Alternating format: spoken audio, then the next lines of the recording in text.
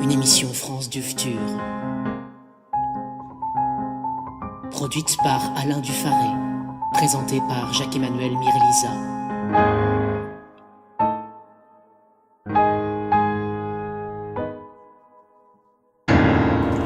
29e édition d'Ancralogène. Grande émotion d'être de retour, très nombreux ce soir. Nous allons avoir 6 intellectuels au total qui vont se succéder, et moi-même qui suis toujours modérateur, hein, je me qualifie ainsi modestement, hein, sans flagornerie pour ma personne.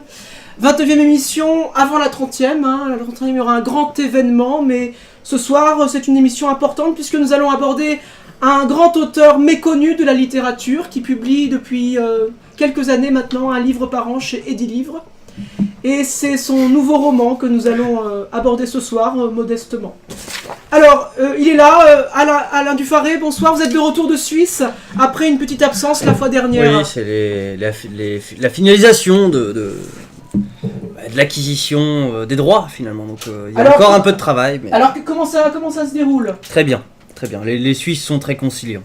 D'accord, parfait. Les Suisses sont très conciliants. Alors, monsieur Adalgons-Renard, de retour également, avec un nouvel ouvrage ou pas ou... Pas d'ouvrage parce que j'ai entendu parler, tous les collègues vont sortir quelque chose sur l'excès. Et j'ai toujours eu une vie saine, sans excès, donc je ne veux pas parler de ceux que je ne connais pas, tout simplement. D'accord, très bien, mais je comprends parfaitement. Monsieur Duquesne, vous avez beaucoup travaillé parce que vous avez sorti un ouvrage que vous avez écrit pendant un mois, là. Alors, excusez-moi, c'est un ouvrage au long cours. Ça fait 5 ans que je travaille dessus. C'est une enquête approfondie, en profondeur, qui est publiée chez La Découverte, aux éditions de La Découverte, qui s'appelle Anthropocène de ménage, autopsie du couple à l'ère des extinctions. Et j'ai suivi, en fait, durant 5 années, un panel de couples où, par des entretiens approfondis, des observations participantes à la vie de couple, j'ai moi-même, enfin voilà, vous lirez le livre, j'explore la façon dont le rapport à l'anthropocène et à la nature bouleverse les équilibres du couple, les identités de genre, la recomposition des équilibres. Voilà, oui, c'est rebattu, mais c'est toujours bien d'en parler. Non, alors, oui, puissant. C'est sombre. Très puissant, très sombre et Exactement. puissant. Monsieur Gilles vient de retour. Oui, bonsoir à tous et je vous remercie pour cette 29e édition d'être aussi nombreux, aussi présents, aussi vifs, aussi vivants, d'être aussi présents. Pour ma part, j'ai fait... alors, vous remarquez peut-être que j'ai un ton un peu saccadé, un peu rapide, c'est parce que j'ai consommé, dernièrement pour écrire mon dernier livre, L'exomie et une nuit, un récit pharmaceutique, un peu dans la lignée de Brian Sanders et de ses expérimentations esthétiques et du Zapayrus. C'est-à-dire que j'ai écrit un certain nombre de récits et récolté un certain nombre de récits sous l'influence de certains médicaments en vente libre, légalement bien sûr, en France. D'accord, parfait. Monsieur Babidi Parkeguio, toujours de retour, toujours aimable. Oui, écoutez, je vous remercie, c'est très gentil de vous. Je voulais dire déjà bonjour à nos nombreux auditeurs et oui, auditrices ils qui nous sont écoutent. deux pour l'instant. Pour ma part, j'ai publié un essai qui est dans la droite lignée de ma spécialité. Hein. Ça s'appelle Place et Beau. C'est l'historiographie des ornements de place publique, surtout sur la deuxième moitié du XXe siècle. D'accord, parfait. Alors, l'autre intellectuel va nous rejoindre très très vite, hein, mais tout à l'heure. Ça s'appelle Place et Beau. Très bien. Alors, l'auteur que nous allons aborder ce soir est un auteur français. Et il n'hésite pas à dire, je cite sa 4e de couverture, ses essais, ses courts essais pour l'instant esthétiques, il n'hésite pas à dire il va falloir que le lecteur s'accroche pour me lire. Hein, il le dit lui-même, parce que il a 55 ans et il a commencé en 2015 à publier des livres. Il a commencé doucement avec des titres assez courts, La Grande Débandade en 2015, puis Les Canailles sans canailles en 2016, puis en 2017, Les 1000 et quelques troublantes vies de Germaine Millefeuille, puis en 2018, Les trépidantes trépitudes de taquin triplé trentenaire, et en 2019, un titre encore plus long, Les aventures d'un jeune homme qui trouvait que la vie était très... Attends, je reprends. Les aventures d'un jeune homme qui trouvait que la vie était très peu complexe que la sienne jusqu'au jour où il déchanta. Voilà le titre de son ouvrage. Je relis le titre, hein, peut-être. Les aventures d'un jeune homme qui trouvait que la vie était bien plus complexe que la sienne jusqu'au jour où il déchanta. Je trouve que c'est un titre avenant, hein, dans la lignée de La recherche du temps perdu, qui est aussi un titre assez long, avec les sous-titres. Bon, Comme disait votre ami lors de la dernière émission à propos de ça, je dirais, c'est osé. c'est très osé, effectivement. Alors, c'est l'histoire d'Olivier, qui est un musicien et qui est un tombeur invétéré, hein, l'auteur n'hésite pas à le dire, et qui va connaître des déboires, des tribulations assez joyeuses, hein, on va le voir. Alors, à mon songe, ce livre se situe dans la série de récents ouvrages, hein, Sérotonine de Michel Houellebecq ou Vernon Subutex de Virginie Despentes. À l'un, il emprunte, vous allez voir, le personnage de la maîtresse japonaise. À l'autre, il emprunte le personnage du musicien, du rocker, hein, les tribulations d'un musicien déglingue dans la société française. Et, à mon avis, il livre non pas un roman Subutex, non pas un roman Sérotonine, mais un roman Smecta. Et j'emprunterai cette formule à Angélica Lidl, grande artiste espagnole, qui écrit « Ah, les écrivains, eux, ils se bornent à copier la souffrance et la mort, ils copient, tout simplement. » Plus tard, elle dit « Pas la littérature, l'action. Combien d'écrivains as-tu vu par ici, en train d'essayer de sauver toute cette merde jaune ?» Eh bien, l'écrivain de cette merde jaune, c'est Olivier Jacques. C'est Olivier Jacques qui nous publie un roman Smecta, un roman qui nous fait du bien pour évacuer tous nos déboires corporels. Mais trêve de paroles, hein, puisque nous allons plonger dans l'incipit de cet ouvrage. Cet ouvrage, les aventures d'un jeune homme qui trouvait que la vie était bien plus complexe que la sienne jusqu'au jour où il déchanta. Monsieur Dufaré, une question ? Un mouchoir, monsieur Dufaré.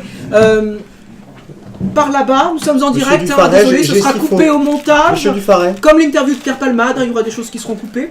Mais bon, on gardera les clashs. Hein, voilà, très bien. Merci, monsieur Dufaré. Et nous sommes en direct, monsieur. Nous sommes en direct, il faut le rappeler. Plongeons tout de suite dans l'incipit de ce grand roman, dont je rappelle le titre, Les aventures d'un jeune homme qui trouvait que la vie était bien plus complexe que la sienne jusqu'au jour où il déchanta. Incipit. Le jeune homme claqua 2 billets de 20 € pour le chauffeur de taxi et lui lâcha royalement « Gardez la monnaie, mon brave !» en achevant sa phrase par un « de satisfaction. La course étant de 39,90, la moue exprimée par le conducteur fut sans appel. Une fois devant la porte de l'immeuble, Olivier poussa avec peine le portail en bois et posa son doigt sur ses lèvres, signifiant qu'il valait mieux faire le moins de bruit possible, ce qui ne prit évidemment pas effet lorsque le rideau de la loge s'entr'ouvrit et que le visage déconfit de la gardienne exprima un constat de désolation à l'égard des jeunes gens éméchés. Elle referma le store rapidement lorsqu'elle aperçut Olivier passer la main sous la jupe de la jeune fille qui l'accompagnait. Les dernières marches franchies furent un soulagement. Olivier stoppa sa périlleuse escalade à tâtons sur le palier, reprit son souffle, tout en humectant de salive ses lèvres asséchées. Il fouilla méticuleusement dans ses poches afin de trouver le précieux sésame, lui permettant de poser les pieds chez lui sans tarder. Le temps peut parfois paraître beaucoup plus long qu'à la normale lorsqu'on s'est permis quelques excès. Après de minutieuses recherches, une fois la clé en main, il appuya sa main sur la poignée de la porte, d'entrée pour reprendre son équilibre. Miraculeusement, elle s'ouvrit avant même que la carotte ne fût introduite. En poussant un bonnet, ah, de surprise, il haussa les épaules, prit la main de sa compagne qui l'entraîna dans l'antre sombre. Une once de lumière au lointain éveilla le garçon surpris. Sans doute avait-il oublié d'éteindre la lumière, ou bien était-ce 36 chandelles qui se réveillaient. Mimant la parade nuptiale d'un pan en rut, avec un indiscutable professionnalisme, il entama une série de bécotages avec sa dulcinée, qui couinait d'impatience de passer à la casserole. Tout en avançant à l'aveuglette vers la pièce allumée qui paraissait se trouver à des centaines de lieues, alors qu'il n'y avait qu'un minuscule couloir à franchir, il arrêta ses fanfaronnades et poussa un cri strident de fan hystérique qui aurait aperçu le fantôme de Michael Jackson himself. « Mais qu'est-ce que tu fais là, Tatiana ?» balbutia le jeune homme en éructant. La belle et outrecuidante antillaise écrasa sa fine cigarette dans le terreau craquelé de la plante verte aussi assoiffée que son propriétaire, et Bobby. À vrai dire, je ne savais pas trop où aller, alors je suis venu ici, mon chéri. Se justifia la finaude axiomatique. Quoi dire ? Elle, mon chéri ? Questionna la splendide nippone qui accompagnait Olivier. Laisse-moi régler ce problème, Joe. Lui répondit son compagnon d'embarder, tout en tapotant sa joue pâle. Chaud, c'est chaud ça. Au fait, Dois-je comprendre que je suis le petit problème? S'enquit Tatiana sereinement. On peut dire ça, ma belle. Et comme je suis chez moi, je reçois qui je veux. Gloussa Olivier pris de relent. Je ne t'ai rien reproché, mon chou, me semble-t-il. Le fait est... Oui, tu as raison. Seulement voilà, est-il nécessaire de te rappeler que nous ne sommes plus ensemble depuis 2 ans? Donc en l'occurrence, j'ai tout à fait le droit de te demander ce que tu fais ici chez moi. Et surtout, comment es-tu rentré? Si tu étais moi et Miché, Olivier, tu aurais tout de suite trouvé la réponse. Soupira lascive la somptueuse créole qui s'affala sur le canapé. Ton coloc, Michel, au moment où il partait, il m'a donné son autorisation. Michel. Bien sûr, Michel. Octa-t-il. Évidemment qu'il n'aurait pas été là, une autre solution se serait offerte à moi. Assura la sournoise en agitant un trousseau de clés identique à celui d'Olivier. Doublé par mon ex qui me les ait jamais rendus. Mais qui être elle? Demanda la pin-up japonaise en secouant le bras du jeune homme, encore sous le choc. Chérie, she's my old girlfriend, Tatiana. Hé, Tomba, parle pour toi. Old, c'est pas très flatteur. S'agaça la tropicale jeune fille. Sa main posée sur son front souffreteux, le dipsomane poussa un deuxième cri encore plus strident que le premier. Ah, c'est quoi ça? Hurla Olivier désemparé en désignant une boule énorme qui s'agitait, emmitouflée dans un couffin. Maëva, ma fille. Maëva, ma fille! Répéta le garçon en eau qui changeait de couleur plus vite qu'un caméléon. Non, ma fille, mon chat. Comme tu as si bien su me le rappeler, étant donné que nous sommes plus ensemble depuis 2 ans, il semble peu probable que cette petite soit de toi. Ça, très gros bébé. Quel âge lui avoir? Il être à toi? Ou à toi? Ou vous deux? Demanda chaud, intrigué. Olivier tournait sa tête dans tous les sens, essayant de suivre les conversations des 2 filles.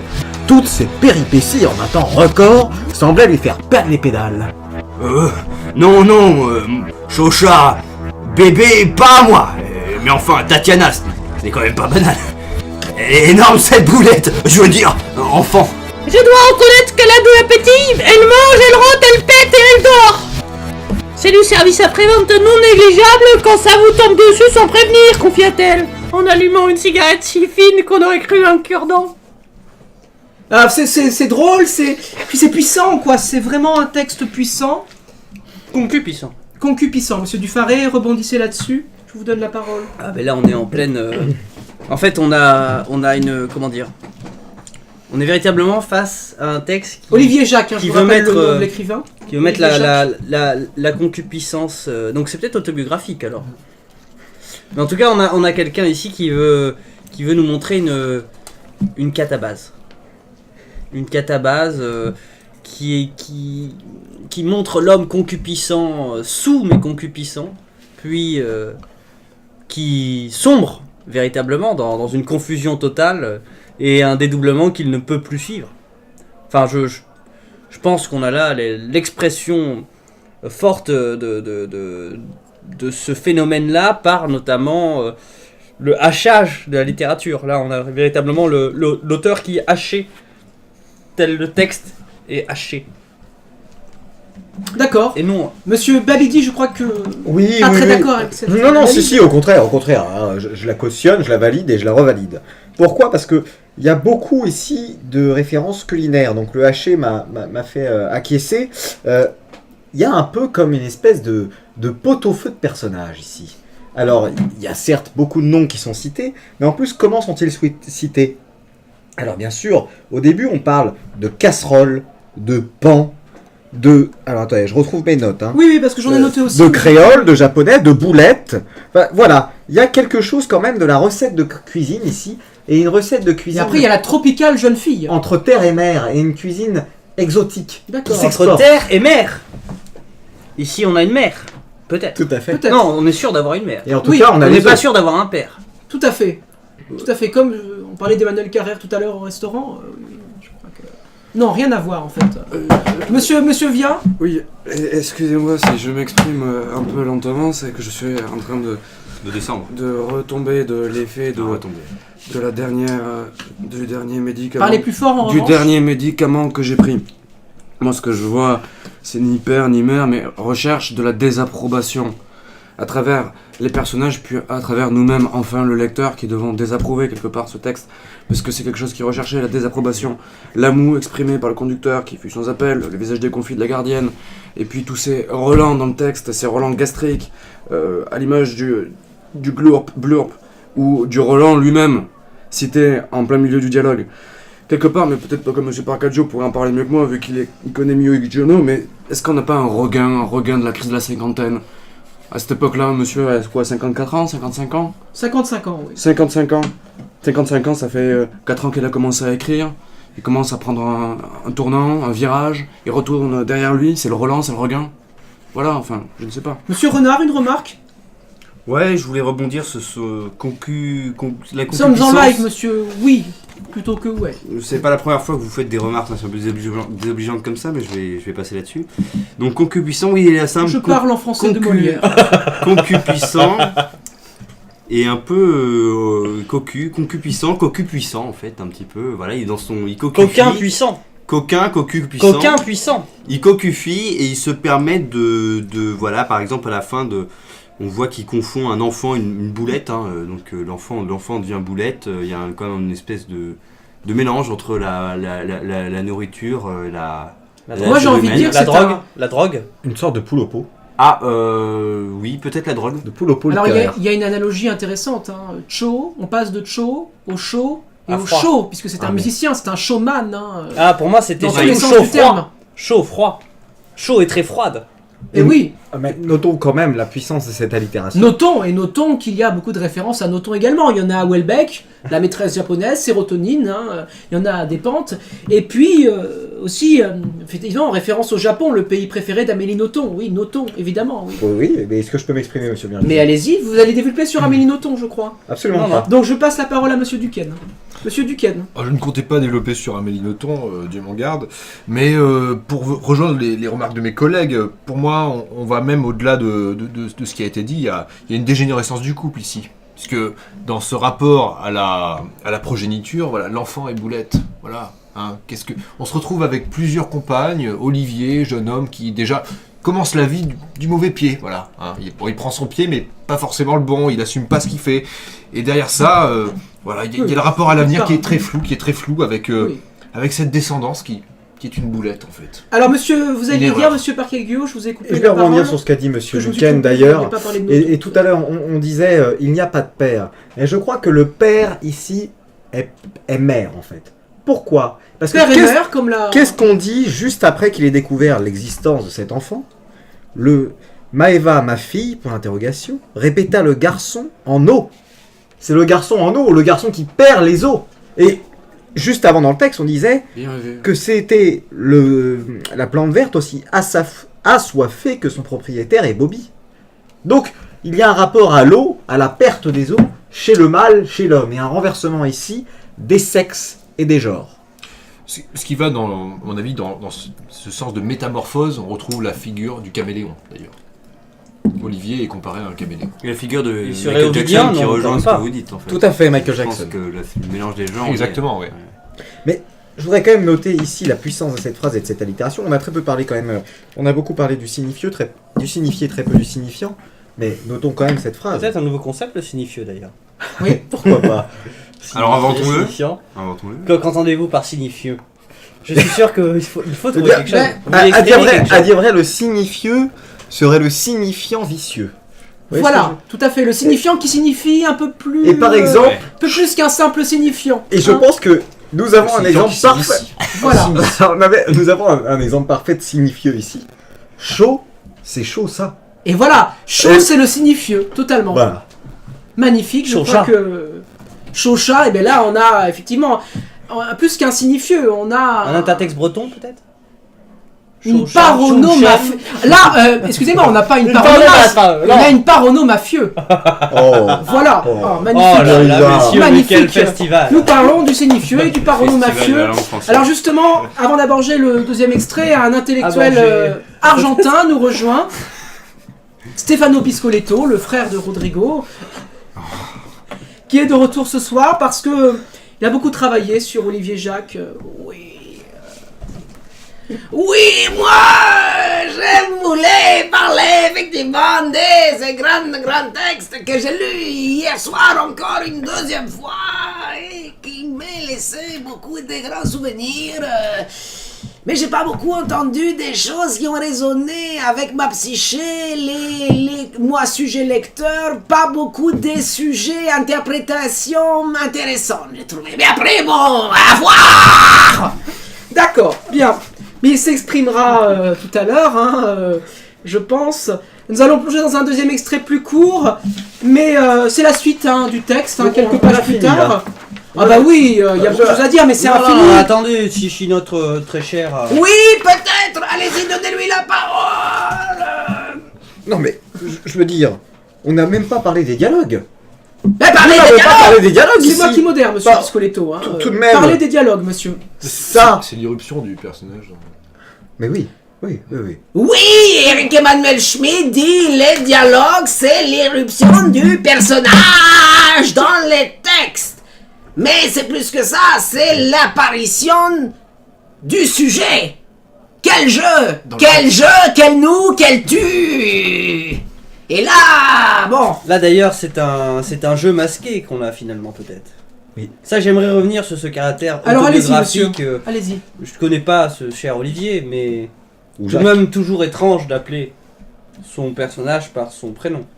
Et oui, ça, totalement étrange. Je ne comprenais pas le versant biographique parce que j'étais pris par le toujours, vertige il y a quand même énonciatif du toujours texte. délicat quand on nomme son personnage par son propre prénom. N'est-ce pas moins Même délicat quand Christine on a Angot, deux prénoms? Oui, peut-être y a-t-il un Jacques dans l'histoire. Produite par Alain Dufaré. Présentée par Jacques-Emmanuel Mireliza. Deuxième extrait. C'est parti. Nous allons retrouver ce triangle, cet enfant, enfin plein de choses, des odeurs, enfin vous allez voir plein de choses merveilleuses. Plein de choses merveilleuses. Allez, on y plonge. Deuxième extrait. L'ancienne petite amie d'Olivier avait vu juste. Le retour trop précipité du garçon prit bien évidemment beaucoup plus de temps qu'il ne l'avait annoncé. Lorsqu'il ouvrit avec prudence la porte de son appartement à 3 heures du matin, bien sonné, un silence de plomb s'abattit. Toutes les lumières étaient éteintes. Seul un vombrissement étourdissant lui rappela que le potelet poupon de sa génitrice n'avait pas déguerpi. Qu'à cela ne tienne, Monseigneur, il se rappela que la première journée de la semaine venait de commencer. Il ne lui restait que quelques heures avant de reprendre son travail. Il bâilla, entrouvit le frigo, fit une grimace en voyant le désert de Gobi par 0 degré, et claqua la porte dépité. Il regagna son lupanar, exténué. Une odeur particulière l'oppressa. Pensant d'abord à des relents de vomi qu'il aurait pu rendre la veille, sans s'en rappeler le moindre détail, lucide, il écarta pourtant cette éventualité. Putain, mais ça coince grave ici. À l'instant même où il venait d'ouvrir la bouche, il entendit un grognement d'ours mal léché, suivi d'un « Olive, c'est toi ?» provenant d'une voix masculine. Michel? Ben, je croyais que tu rentrais que demain. Changement de programme, ma poule. En fait, on s'est pioté ici. Ton ex-squat ma piole. Je n'ai pas voulu l'embêter avec sa petite. Et comment ça, on? T'as ramené un mec dans mon paddock? Ta nana m'a dit qu'il y avait de fortes chances que tu ne rentres pas cette nuit. Alors je me suis dit, plutôt que le canapé... Là, je précise, mon ex, hein. En parlant de fortement, c'est quoi cette odeur? C'est pas que la luxure. Questionna Olivier, dont l'osmesthésie était aussi légendaire que celle de Sherlock Holmes. Ouma m'a dû laisser traîner ses chaussettes dans la pièce. Le reste de ses vêtements est à la poubelle. Je lui ai refilé quelques frusques à moi. Bah, au point où tu en étais, t'aurais pu lui refiler une paire de ses chaussettes. De mes chaussettes. Et c'est qui ce Oumam? Il vient de Syrie et... Non mais attends, je suis en plein cauchemar là. Vous êtes cliqué contre eux pour vouloir ma mort? D'abord mon ex et son mastodonte qui réapparaît comme si de rien n'était, et toi qui m'emmènes un migrant. Mais bon sang, Michel! Arrête de jouer les bons samaritains! Pense à ta gueule! Un peu de temps en temps! Je ne pouvais pas le laisser, le pauvre. Je sais pas trop quoi te dire.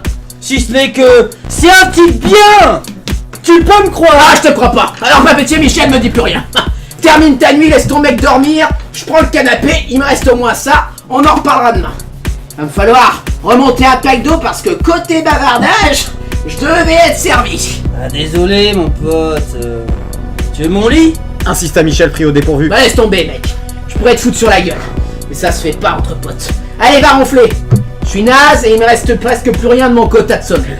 Amer, il gagna le salon dans l'espoir de trouver un repos salvateur. Et bon sang, mais il me manque plus que ma mère! Et j'aurais tiré le gros lot du week-end! Soliloqua-t-il. Il consulta son portable une dernière fois pour régler l'heure du réveil, très proche, reçut un message de Shaw, qui lui remonta le moral. Arigato gozaimasu, Olivia. I hope to see you again. Il sourit, oubliant un temps ses autres déboires, puis se posa exténué sur le divan du séjour, tapota un oreiller. Il renifla le coussin et lança le paquet sur le mur, hurla « Jouez !» avant de s'effondrer au sol, exténué. Une couche copieusement garnie avait été oubliée entre les deux poufs. Monsieur Vien, je crois que la parole est à vous. Écoutez, si la parole est à moi, je vais prendre la parole. On se demandait si la mère était là au texte précédent. La mère est là. La mère est là. Oumam. Ou pas là. Oumam. Message crypté, la mère, c'est évident. Il ne manque plus que la mère, mais la mère est déjà là. Oumam. Et la mère est un homme. C'est Oumam, un migrant. Bon, déjà, c'est... Oui, pardon. Non, je vous en prie. D'ailleurs, je voudrais simplement dire que dans notre recherche culinaire internationale et exotique, on a maintenant la cuisine arabisante et maghrébine. Enfin, je veux dire, voilà. Au On avait déjà les boulettes. Au créole, au boulet. Mais oui, mais maintenant on a le tagine. À quel moment? Les tagines de boulettes. À quel moment? Enfin, écoutez, on est dans la littérature du signifieux, Mirisa. Oui, j'ai bien compris. D'accord. Alors, monsieur Duquesne, je vous vois très concentré. Oui, la phrase de conclusion a éveillé mon attention. Oui, je vais la relire d'ailleurs, cette phrase, je trouve qu'elle a été mal lue, pas avec autant de lyrisme qu'il aurait fallu. Une couche copieusement garnie avait été oubliée entre les deux poufs, et il y a 3 séries de points de suspension. Oui. 3 séries de points de suspension. L'auteur veut nous interroger ici, veut alerter son lecteur. Parce que oui. Pouf est un terme polysémique. Mais oui, putain, pouf, beaucoup de prénoms cachés. Moi je pense que c'est une adaptation de Calamity Jane. Vous savez, Oui. cette femme qui arrive toujours des problèmes. Là on est face à une littérature de l'accumulation de problèmes finalement. C'est de la synchronicité négative. Enfin, on est dans le boulevard, monsieur. On est au boulevard, oui, mais boulevard boule de neige. Oui, Que de marivaudage ici. oui. Voilà. Ah bah, oui, chez Marivaux. Le boulevard, c'est un peu vulgaire pour Olivier Jacques, quand même. Le Marivaux, oui. Et puis, j'aimerais insister sur un autre intertexte qui me paraît important, celui du bon samaritain. Le texte manifeste qu'il n'y a pas de bonté, qu'il n'y a que de l'accident, qu'il n'y a que de la souffrance, le désert de Gobi. De la contingence. De la contingence. Or, Michel arrête de jouer les bons samaritains. Il me semble qu'on a là, par le En Zapoy, présence de Oumam. en présence de Oumam, l'anti-samaritain, l'anti-bonté dans le texte. Je pense évidemment à l'idiot de Dostoïevski, ici renversé en dépravé. Oui, il y a une littérature de la dépravation, ça totalement, de la décadence à l'état pur, vous avez raison, mon cher. Mais une dépravation sous le regard de la mer. Mais quelle mère, monsieur? Je ne comprends pas votre lecture. Oumam. Mais en quoi est-il une mère, monsieur? Vous n'entendez pas? Mam. Oumam. Puis ma poule peut-être. C'est universitaire. Vous le trouverez dans les premières langues.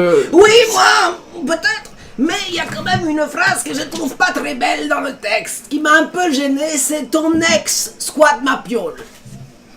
Ça, je trouve, c'est pas digne d'un grand écrivain. Ton ex squatte ma piole. Tout le texte est magnifique. Après un homme sublime, un triomphe. Francis Huster joue les 100 théâtres sur un triomphe. Et D'ailleurs, il y a une véritable maîtrise des registres. ton ex squatte ma piole, moi c'est une phrase Non, que moi je suis trouve pas d'accord. belle, Moi je trouve qu'il y a une maîtrise des registres. Phrase caca. Non, Phrase il y a une maîtrise des registres ici qui est remarquable. Je suis d'accord. On peut passer d'un... Des là, registres... il y a beaucoup, à quel registre? Registre de langue. Les registres de langue ou les registres... Non, de langue. D'accord. Voilà. Si vous prenez par exemple ça coince. Ah mais putain, mais ça du coup coince c'est grave très ici. polysémique. Mais ça c'est bon Ça peut être ça coince. Ça coince le niveau de familier. C'est presque une prolepse parce qu'on apprend plus tard à cause de ce paquet de merde. Et ça coince, le texte n'avance pas, l'auteur mais nous laisse pas c'est la décrypter, littérature du contentieux Ah, vous pensez et du que c'est contingent. carrément, C'est-à-dire ça coince. Moi, c'est ce que je- Si on en a. C'est métatextuel, c'est C'est ça métatextuel. Mais moi je vais bien vous dire, sûr en qu'on fait a c'est un métatextuel. texte hegelien. On est dans une théorie hegelienne de l'histoire ici, qui va vers un en avant, vers une sorte d'idéal de liberté, quelque chose, mais par la contingence de multiples événements. On n'arrive pas à décerner dans le sens de chacun de ces événements là où ça nous emmène. D'où la merde et Et- le chaos. Quoi. Exactement. Et d'un seul coup, il est saisi par cette révélation. Il se rend compte que là, ça coince. L'histoire n'avance plus. Le langage est incompréhensible. Guerre à tout. Et on est dans la littérature du signifieux jusqu'au bout, puisque, comme l'avait un petit peu fait remarquer Monsieur Duquesne, pouf est polysémique, mais autant en tant que sens que de signifié que de signifiant, c'est un signifieux pur et simple, qui est suivi par ces 3 séries de 3 points de suspension. Et en fait, le pouf du milieu des 3 points est coincé entre les 2 autres. Subtil. Voilà. Et alors, moi, je pensais effectivement au...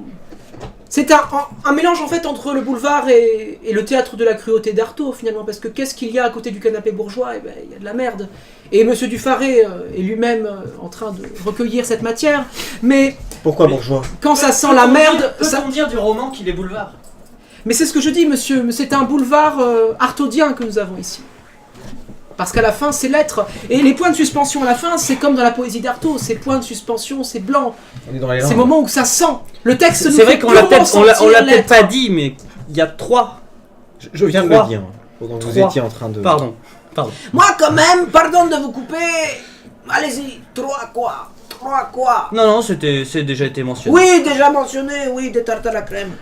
Mais 3, moi, ce qui me fascine, c'est l'érudition des textes. Les grandes références. Michael Jackson, dans le premier. Sherlock Holmes, ici. C'est des textes très érudits, des références. Qu'est-ce que vous pensez de l'osmesthésie? Ça, c'est facile, comprends. Ça, c'est un mot que moi, oui, même la nana va chez le médecin, vous non, mauvaise esthésie, bon. Mais Sherlock Holmes, quand même, il faut oser faire les références, pas forcément traduisibles, dans toutes les langues, vous voyez. En argentin, je sais pas dire Sherlock Holmes. Hier, me partait, me dit, bah tiens, détective chèque. Moi, je dis non, mais... Et la pourquoi? translittération japonaise aussi. Mais non, pas avoir. Mais ça me fait... Parce qu'il parlait du frigo. Hier, j'ai changé mon frigo. Enfin, ça, on s'en fout. Mais je veux venir par là que pas facile de mettre des références. Frigo, c'est quand même des grands personnages littéraires. Des grands personnages des Garcia Marquez. Comment il s'appelle? Le héros de 100 ans de solitude. Frigo. Non. Si, mais pas le premier personnage, le deuxième, c'est Frigo. Lo siento, compadre, c'est le gitan qui s'appelle Frigo. Dans quel roman? C'est Anonymous de Soledad, compadre, dans Rosario. Y est pas, oui, non mais ne riez pas. Mais tous les héros de Marquez, même il a changé après dans les autres, mais au départ c'est Frigo qui s'appelle. Voilà. Bien, Mais, personne n'a rien dit sur ce arigato, gozaimasu, Olivier, I hope... Oliver. Oliver, I Manu. hope... C'est vrai, Oliver, I hope to see you Mais again. oui, Il parce sourit. que ici, après Sherlock Holmes, on a Oliver Twist qui est présent en dessous, sous le texte. C'est un orphelin finalement peut-être, Olivier. C'est un orphelin, bien sûr. Oui, oui, oui. Je voulais simplement dire que dans... Et un pédophile. Non, un orphelin textuel. Un orphelin textuel. Arrêtez. D'accord. Je voulais dire que dans cette phrase, on a quand même 3 langues différentes. On est quand même là dans... On est chez les non-alignés. Vous voyez? Les non-alignés de la littérature. C'est ça qu'on est en train de faire. Et je vais même faire remarquer quelque chose. Le free thinking. Exactement. Et j'ai quelques bases de japonisantes. Et je Oui, mais pour comprendre les gâteaux, faut pas non plus avoir sauf qu'il est fait mal licence. écrit. Il est mal écrit, monsieur. Oui. Et c'est une japonaise qui l'écrit mal. Pourquoi? Pourquoi alors que le reste est parfait? Alors, pour nos auditeurs, hein, arigato est écrit... Pardon, excusez-moi. Il n'y a pas de OU à la fin. Arigato. Les deux peuvent s'écrire, je crois. Ah, mais vous m'apprenez des choses. Et puis c'est un acte amnésique, c'est un rappel, c'est un souvenir. Donc, en translittération, ça n'existe pas vraiment. Ben, je vais faire un aparté pendant qu'il y a des gens qui parlent. Je vais parler, moi. Moi, ce qui m'a beaucoup plu, c'est les références. Non, mais voilà, toujours les références géographiques. Les déserts des Gobi. Gobi. Et des Gobi par 0 degré, c'est un auteur qui tient les contrastes. Et c'est le même Frégo. Et oui, totalement. Oui. Et là, j'ai plus rien à dire. Peut-être, oui, la référence aux bronzés les premiers bronzés, pas les fonds du ski, justement. Tanana. Il y a du soleil et des nanas, voilà. Vous voyez, j'ai une grande culture française, hein, finalement. Si puedo permitirme. Oui, Greg vous écoute, oui. Ce que je pensais tout à l'heure en écoutant Babidi, c'est que, effectivement, il y a cette odeur. Effectivement, il y a ce chaos. Et si la littérature, ce n'était pas simplement se guider à l'odeur dans le chaos, dans l'érudition, se guider à l'odeur jusqu'à trouver une forme de signifiant ou de signifié, je ne sais pas. De signifieux peut-être. Attendez, nous avons une information à vous donner. Avec Monsieur Dufaret, nous venons de consulter des encyclopédies franco-japonaises. Nous pouvons dire que l'orthographe d'arigato gozaimasu est juste. Néanmoins, les deux mots sont d'habitude séparés. Et ils indiquent Il y a plus qu'ils qu'un seul auditeur qui nous écoute. Merci et beaucoup. Qu'ils peuvent être écrits. Oui, mais nos auditeurs sont très modernes, ils aiment le replay. D'accord. Alors, le mot peut être écrit de façon attachée, mais il est indiqué alors que ce n'est pas standard. En parlant des grands standards, je suis très très heureux. Nous sommes en live ce soir et nous avons une célèbre mezzo qui est parmi nous. Une célèbre mezzo qui est en résidence de création depuis quelques jours maintenant dans Kralogène. Et elle va nous chanter avec Brigitte Farever à l'orgue une musique de... un texte de Monsieur Tristan Garcia, La souffrance du ver de terre, et Marie-Kevina Nazillard-Sancieur va nous interpréter La souffrance du ver de terre. C'est un fer incolore.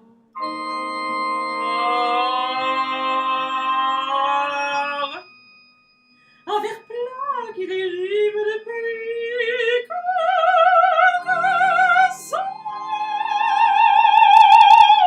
et qui effleure de l'extrémité des cieux le ventre aux heures d'immondes et les descentes, le sol noir sous la mer aveugle. Le ver a déjà frôlé une éponge, les épines ou la sclérite d'un mollusque.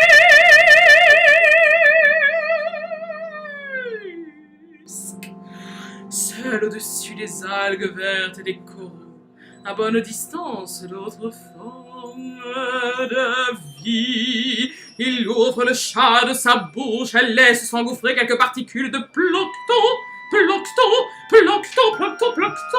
dans la passe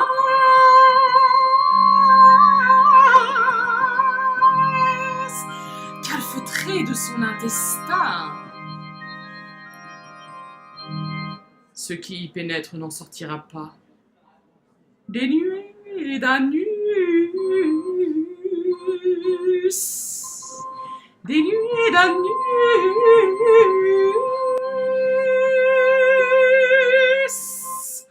Le ver va de l'avant à l'aveuglette. Au milieu d'un marin opaque, il oppose son corps transparent qui se tient droit. Avale, il évacue.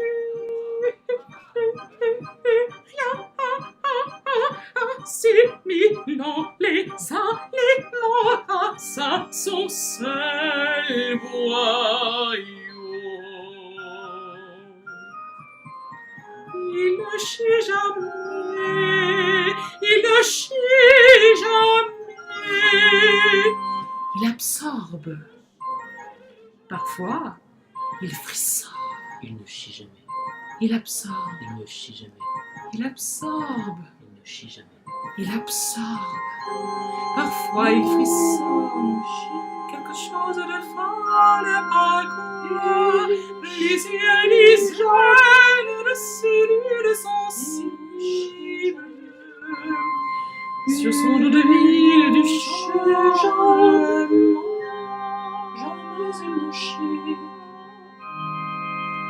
le cul au blatte et la tête en pointe. Il se laisse porter, flotte, stop et se redresse. Il sait le haut du bas. Il sait le haut du bas. Il sait le haut du bas.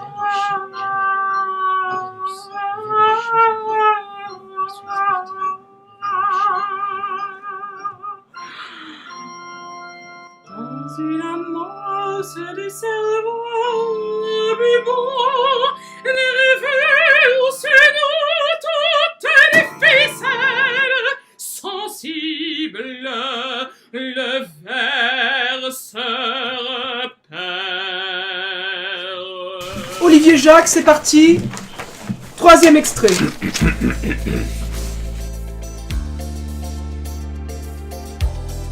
Dans la voiture, personne ne s'était rendu compte de rien.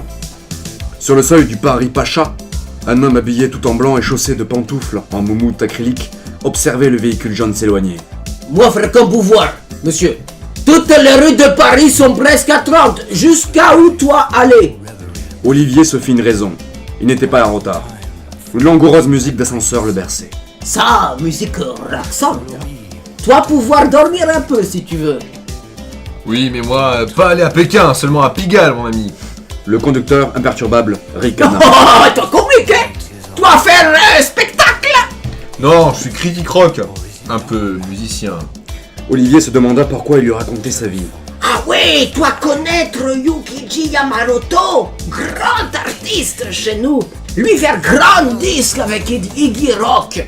Être à Paris en ce moment, toi savoir. Oui, j'en ai entendu parler. Répondit honteusement Olivier, qui ne voulait pas s'étendre sur le sujet. Il poursuivit toutefois, histoire d'en mettre plein la vue au Shintok. Yamamoto? Je connais. Il est venu une seule fois à Paris en concert, j'ai eu la chance alors de le rencontrer. Ah, toi beaucoup de chance, ami. M'aurait bien voulu. C'est un peu grâce à mon métier, vous savez. Minoda Olivier, faire de son tacle. La conversation permit aux pèlerins, comme aux charretiers, de laisser filer les 15 minutes de parcours sans encombre.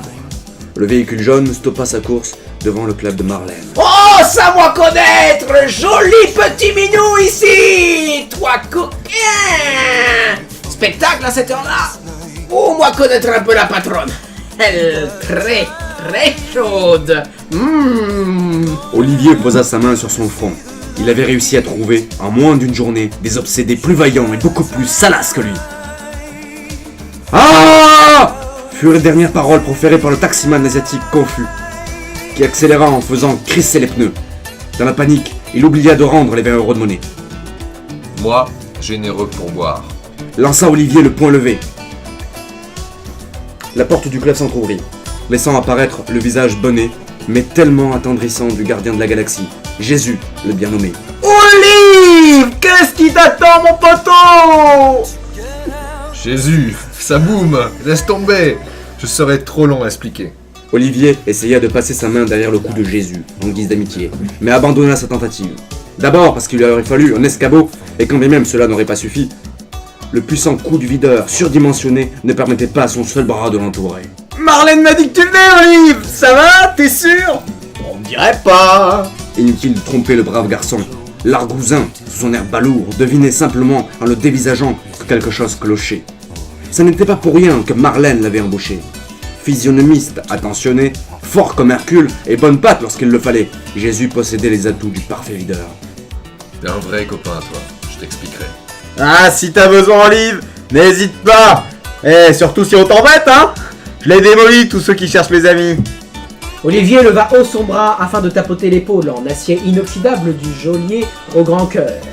Marlène, inquiète, attendait son fils, installé sur un divan rouge. Un thé parfumé au jasmin fumait devant elle. Elle parcourait furtivement un livre de complis. Ah, mon grand, qu'est-ce qui se passe? Je ne t'ai jamais vu autant en si peu de temps. Installe-toi. Tu veux un café? Un double, voire un triple. Maman. Maman! Ne te défausse pas sur moi! Certes, je ne suis pas un saint, mais c'est de toi que je parle. Tu imagines que je puisse t'en vouloir? Tu me connais si mal. Si j'avais dû te lancer un quelconque procès, je l'aurais fait depuis longtemps. Alors, pourquoi ne pas m'en avoir parlé? C'est plutôt flatteur de se dire qu'une icône de la pop a couché avec sa mère, même si tu étais mineur.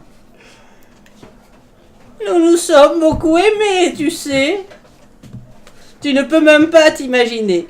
Ma plus belle histoire d'amour. C'est vous. Une fille vierge de 16 ans qui couche avec un homme de presque 35 ans. Ça a duré 2 ans. Marmonna Marlène, nostalgique et émue. C'est beau, hein, c'est un beau texte. Monsieur Babidi, vous êtes... Non, ce n'est pas un beau texte.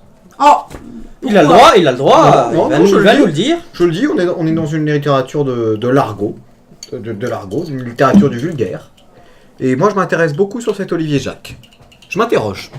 Qu'est-ce qui prend à cet homme, la cinquantaine passée, d'écrire un roman par an, un titre toujours plus long à chaque fois, et finir par ça? Quel est le but? Qu'est-ce qu'on veut nous dire? Qu'est-ce que ça raconte? Excusez-moi. C'est un exquipit? Là, vous faites de l'écrivance bas de gamme. Est-ce que c'est un exquipit? Non, vous avez pas le droit de lui dire ça. Ah bah, je m'en vais, monsieur Mirliza, hein, si je suis pas bienvenu... Depuis quand vous perdez votre objectivité pour moi, Olivier Jacques, défendre... c'est le meilleur écrivain de France. Voilà. C'est le meilleur écrivain. Peut-être que je suis passé à Parce que côté de pour quelque moi, chose. Monsieur, je vais vous apprendre quelque chose. C'est une tarte à la crème. Vous n'êtes Et pas pour le moi, professeur et je ne suis pas l'élève, monsieur Mirliza. un écrivain ne doit pas être... Mais vous prenez par exemple les cabarets de Michou. Et Michou est très très vieux, il tient encore les travestis cabarets. Mais c'est ça qui m'étonne le plus, moi, c'est... Alors, et la deuxième chose, c'est que ça a l'air d'être quelqu'un qui a fait du terrain. On est vraiment dans la biographie. Et c'est vrai que le Théo Jasmin, le livre de contes tenu par la tenancière, c'est vrai que... Je vous suivrai pas dans cette direction. Ah, ça oui, moi ça me gêne. Le renseignement bon marché, le dictionnaire de synonymes. Ça me gêne beaucoup la lecture bourgeoise que vous faites du texte là. C'est de la pérégrination. Vous nous faites des procès d'intention. Non, Oui. je suis... Monsieur Vien est d'accord, je crois. Pas tout à fait, pas tout à fait. Qu'est-ce que... Chacun est dans sa colère, je crois, face à ce texte. Mais Jésus, en plus, on a tous connu un videur avec un nom curieux.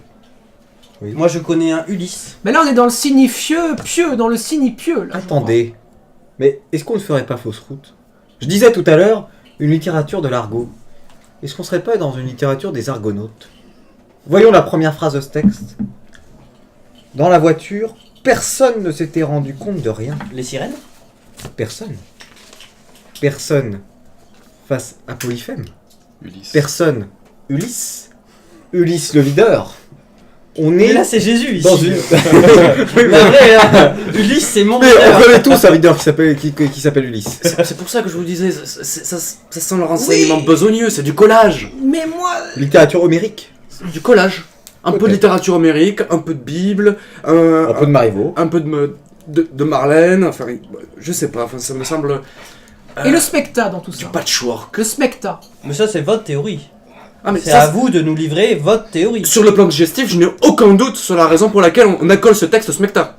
Et allez-y, développez. Eh bien, j'ai besoin de smecta à présent. C'est une indigestion ce texte, pardonnez-moi de le dire, mais cette espèce de patchwork, ce ramassis de fragments, de collages, c'est totalement indigeste. Alors je suis le seul à penser que c'est le meilleur... Est-ce que vous pensez que c'est un téléfilm? C'est indigeste. Est-ce que vous pensez que c'est un téléfilm? C'est indigeste. Est-ce que c'est un téléfilm? Un téléfilm, vous dites? Oui. Un téléfilm, monsieur? Un téléfilm? Un téléfilm? Un télévore? Un télévore, mais oui! Mais peut-être, monsieur Dufaré. Et alors, est-ce que c'est pas... excusez-moi, non, non, non. Mais moi, oui, moi je suis pas d'accord du tout. Moi je trouve que c'est super drôle, je me suis marré tout le texte du début à la fin. Parce que vous n'avez aucun humour dès que les textes est complexe, plein de références, Hercule, qui sait, c'est le mec de la mythologie, c'est Hercule Poirot, Sherlock Holmes, je sais plus. Là c'est n'importe quoi, pas de lecture de texte. Le noir et blanc, là. Non. Je finis, s'il vous plaît. Je voudrais relever les magnifiques blagues. Je me suis marré, j'ai parti mort de rire, mal au ventre, et prendre du spectacle tellement je suis mort de rire. Oui, mais moi pas aller à Pékin. Mais c'est super drôle parce que sa meuf, elle est du Japon, elle est pas de Chine. Elle est pas de Pékin. Ça vous fait rire? Ah, c'est drôle. Bon, revenons sur du sérieux. C'est de la littérature fait divers qu'on a là. Finalement. Ah bah c'est des faits divers, mais des faits d'été aussi. C'est de la littérature Julien Courbet un peu. Oui. J'ai l'impression que ça fait enquête de voisinage. Mais enquête de voisinage seconde main. Monsieur Je sais pas si vous avez ce ressenti, mais... Monsieur Duquesne réfléchit beaucoup. Allez-y. Pardon. Et la magie d'ailleurs Je m'étais assoupi. Est-ce qu'il y a de la magie? Pas vraiment, non. Du coup, je ne pourrais pas vous renseigner sur ce texte. Ça dépasse mes compétences. Et mon intérêt. Mais on voit que cet homme-là est complètement débordé par ses fantasmes. En plus, les dernières paroles proférées par le taximan asiatique, confus. Confucius. C'est évident. On nage dans un bouillon total, dans une reprise de film asiatique par Woody Allen. C'est tout à fait charmant. C'est tout à fait charmant. À présent, je suis conquis. Je n'ai plus besoin de ce mec-là. J'adore ce texte. On a du remplissage. Oui. Je veux dire, les dialogues. Du très très beau remplissage quand même. Hein. Non, mais voyez, les dialogues. Du remplissage de avec cette espèce de. Je veux dire, quand c'est bien fait, c'est comme le bon chasseur des inconnus et des mauvais chasseurs des inconnus, vous voyez. Je veux dire, quand Molière, dans le Don Juan, si je me trompe pas, fait parler les paysans parisiens. C'est dans le donjon. Dans le texte, en quelque sorte, pour se moquer d'eux. C'est beau. Mais là, quand il fait parler le taxi chinois de manière un peu ridicule, c'est pas beau. Mais c'est pas le but. C'est pas beau. C'est un miroir social. Non, c'est pas beau. C'est un miroir social à la Olivier Marchal, si vous pouvez me le permettre. Hein. Voilà, c'est la littérature. L'Argousin, les paddocks, ça fait belle lurette qu'à Paris. Vous parlez du Paris. réalisateur de 36 quai des Orfèvres? Monsieur, je parle du réalisateur de 36 quai des Orfèvres. Le Chartier, hein. Le pèlerin. Et puis on lui fait dire les noms. Monsieur Olivier Jacques est un homme de son temps, de son siècle. Non, mais on lui fait dire les noms. C'est un roman de 2019. Mais de salon, on est grand d'armes. Attendez, Olivier Jacques, Olivier Marchal. Parce que, excusez-moi, c'est quand même pas un pseudonyme. C'est toute la condition des Uberman hein, qui est...